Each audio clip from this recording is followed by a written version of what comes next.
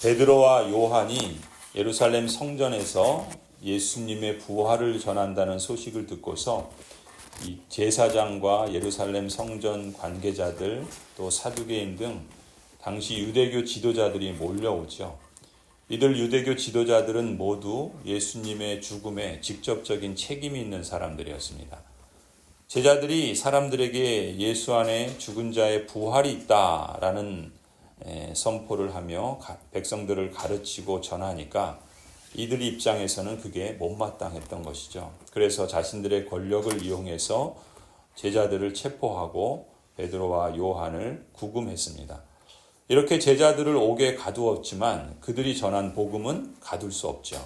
하나님 나라의 복음, 부활의 말씀을 들은 사람들 중에 5,000명이나 되는 남자들이 믿었습니다. 당시 예루살렘에 사는 사람들의 수와 또 예수님을 믿게 된 그러한 사람들의 수를 견주어 본다면 결코 적은 숫자가 아니었던 것이죠. 이 세상의 악한 권력이든 사탄의 유혹과 시험이든 제자들의 입을 막을 수는 있을지 몰라도 복음의 역사는 막을 수 없습니다.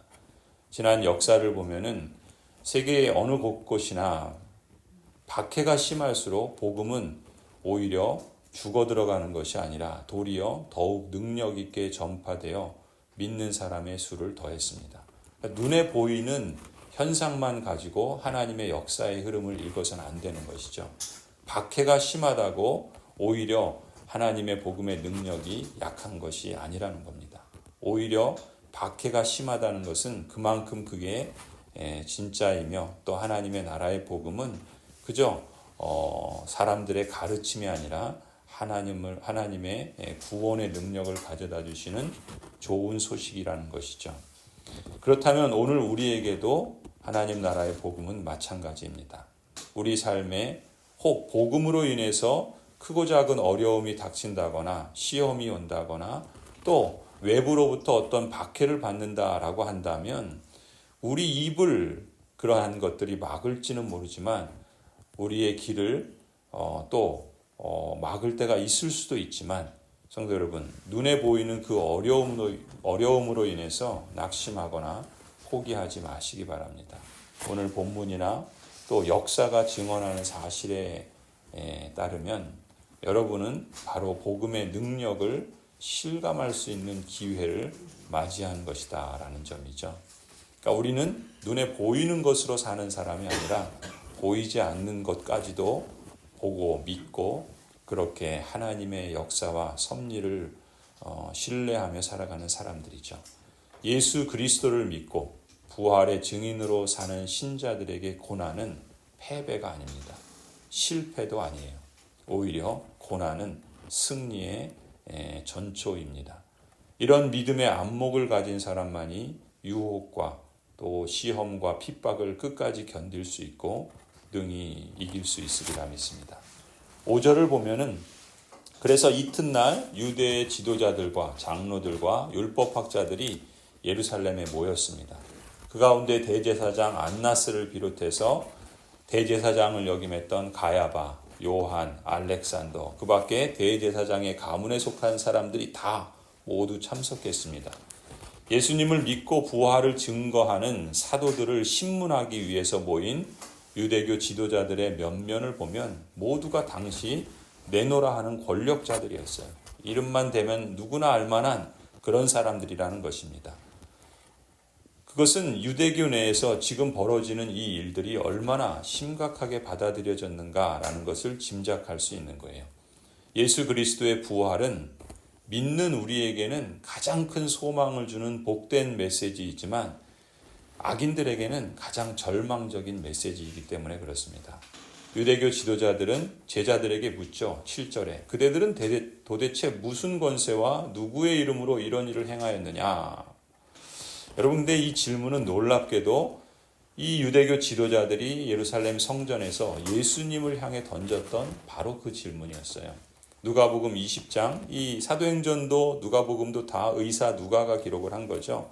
누가복음 20장 2절에 보면은 당신은 무슨 권한으로 이런 일을 합니까? 누가 이런 권한을 당신에게 주었습니까? 어디 우리에게 말해 보십시오. 당시의 유대교 지도자들이 예수님에게 던졌던 질문이었습니다.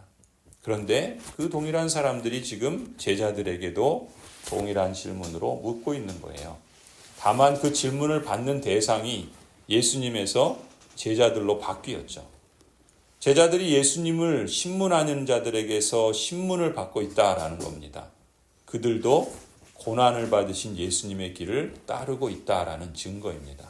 참 놀라운 반전이죠. 왜 그렇습니까? 얼마 전까지만 해도 자기 목숨 부지하려고 도망친 사람들이에요. 예수님 부인하고 저주하고 맹세까지 한 사람들입니다. 위험에 처한 예수님을 버리고 도망갔던 이 제자들인데 한때 한 여종 앞에서도 예수님을 부인하였던 그런 베드로였어요. 그런데 지금 보세요. 베드로뿐만 아니라 이 제자들이 예수님이 섰던 그 재판정에 서서 의연하게 예수님을 변호하고 있습니다. 베드로가 그들 앞에서 선포하고 증언하는 내용이 8절부터 12절까지입니다. 그때 베드로가 성령이 충만하여 그들에게 말하였다. 이 성령이 충만한 증거는 말하는 데 있어요. 근데 허탄한 말하는 게 아니에요. 자기 자랑하는 게 아닙니다. 자기가 이렇게 능력을 받았고 이런 능력을 행했다 이거 말하는 게 아니에요. 그건 다 가짜예요. 베드로가 성령이 충만할 때 무엇을 말하는지 주목할 필요가 있어요. 뭐라고 말합니까?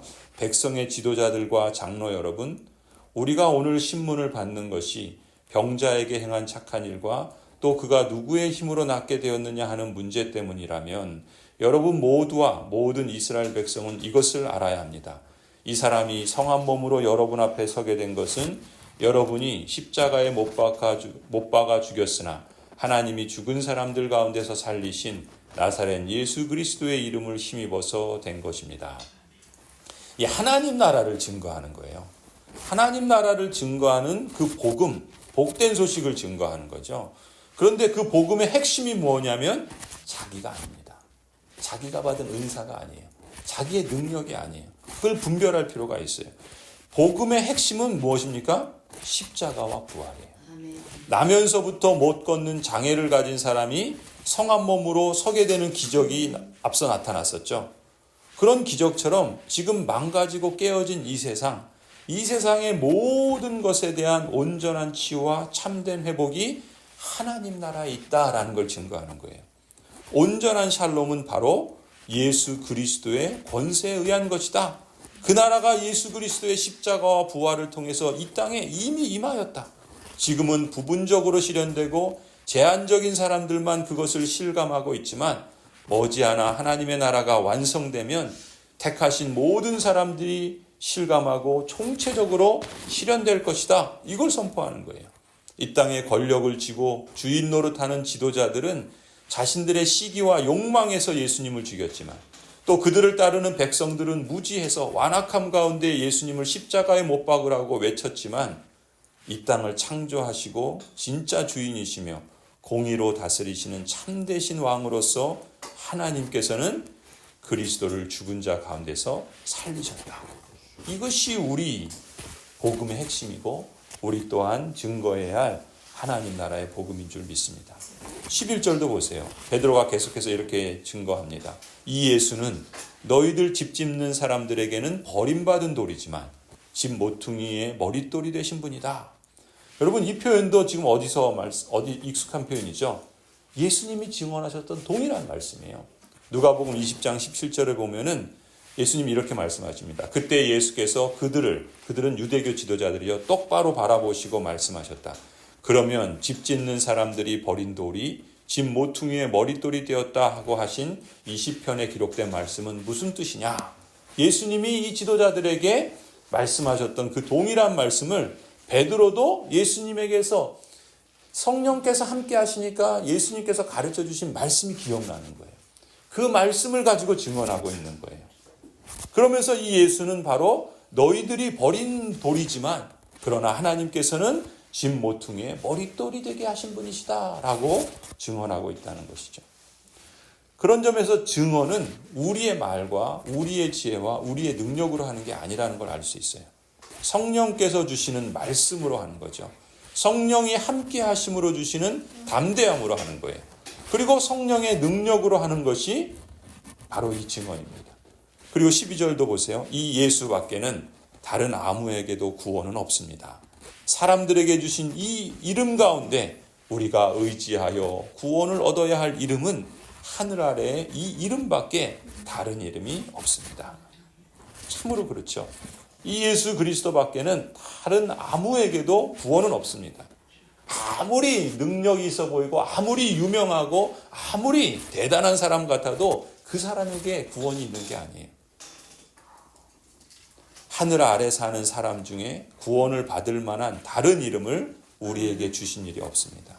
예수 그리스도의 이름만이 거룩히 여김을 받으셔야 하고 영광을 받으시는 이름입니다. 예수 그리스도의 이름만이 우리가 의지하여 구원을 얻을 수 있는 이름입니다. 사람이 두려움에 사로잡히면 말을 제대로 하지 못하잖아요. 그러나 그 두려움을 이길 힘을 가진 사람에겐 더 이상 주저할 것이 없습니다. 죽음의 권세마저도 그 죽임을 이기고 다시 부활하신 권세 앞에서는 더 이상 죽음의 권세도 아무런 두려움이 되지 않는 거예요. 그래서 베드로가 지금 이렇게 담대하게 하나님의 말씀을 증거할 수 있었던 거 아니겠습니까? 이처럼 담대하고 지혜롭게 말씀하시는 성령 하나님이 베드로 안에 계셨던 것이죠. 그런데 그건 베드로에게만 그런 게 아니에요. 동일하신 능력과 지혜의 성령 하나님께서 여러분에게도 임재해 계시다는 걸 여러분 믿으십니까? 안 믿으세요? 예수님을 만난 축복, 부활의 소망을 가진 능력, 예수님의 이름으로 구원받았으니까 그 이름의 권세를 믿고 그 이름을 거룩히 여기며 그 이름에 합당한 영광을 우리가 돌리십시다. 하나님께서 우리와 함께 하시는 거예요. 우리는 쉽게 깨어지고 또 여러 가지 일들로 낙심하며 깨어지기 쉬운 그런 질그릇 같은 존재이지만 그런 우리만 보면 안 됩니다.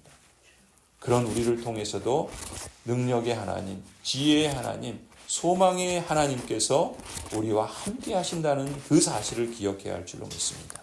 그래서 그 권세와 능력이 하나님께만 있다라는 것을 우리가 기억하는 것이 그게 우리의 능력인 거예요. 하나님이 나와 함께 하신다. 하나님이 나의 아버지가 되신다. 성령 하나님께서 나의 위로가 되시고 소망이 되시고 또 나의 상담자가 되시고 나의 보혜사가 되신다. 그 성령 하나님을 통해서 그 능력과 그 권세가 여러분 안에 있음을 기억하시기 바랍니다. 그것을 우리가 감사하는 것이죠. 그래서 언제 어디서든 성령 하나님께서 여러분을 통해서 일하여 주시기를 우리는 끊임없이 간구해야 할 것입니다. 하나님의 능력이, 하나님의 일하심이 나로 인해서 막히거나 거침이 되지 않고 나를 통해서 얼마든지 사용할 만한 그런 깨끗한 그릇으로 사용될 수 있도록 우리를 하나님께 맡겨드리면 되는 것 아니겠습니까? 그렇게 하나님 나라를 증거하는 증인으로서의 삶을 살아갈 수 있기를 간절히 축원합니다.